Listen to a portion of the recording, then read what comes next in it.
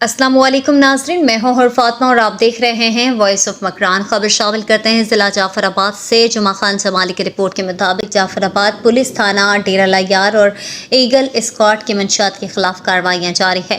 ملزمان گرفتار، 29 kilo gram چرس برآمد۔ ایس ایس پی جعفر آباد محترمہ فریال فرید صاحبہ کے احکامات پر ڈی ایس پی سرکل ڈیرہ لیار جان محمد کھوسا کی سربراہی میں منشیات کے خلاف کریک ڈاؤن جاری ہے۔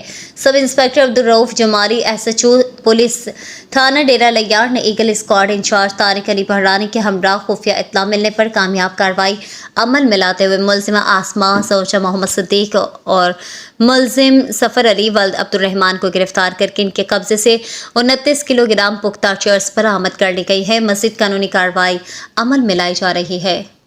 جعفر آباد میں منشیات کے خلاف بہت بہتر اور کامیاب کارروائی کی ہے، کیونکہ آپ کا ڈسٹرکٹ جب پہلے بہت ڈسٹرب رہا ہے اور خاص طور سے بارڈر کی وجہ سے، تو آپ کیا سمجھتے ہیں کہ آپ کے منشیات فروشوں کے خلاف اس طرح کی کارروائی آگے بھی جاری رہے گی؟ بالکل، منشیات فروشوں کے خلاف تو جو ہے کوئی رعایت نہیں برتی جائے گی۔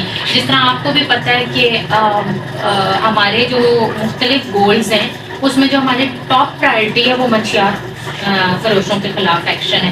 تو ہم یہ چاہتے ہیں کہ ہم یہ ایکشن لیں سپلائرز کے پیچھے جو سپلائی کرتا ہے، بیکاز جو بچہ خرید رہا ہے اور خرید کے استعمال کر رہا ہے وہ اس کو جہاں سے آ رہی ہے ہمیں اس کو کریک کرنا ضروری ہے۔ تو ہم اس کے خلاف جو ہے وہ ہمارا عزم بھرپور ہے اور ہم مزید بھی کارروائی کریں گے۔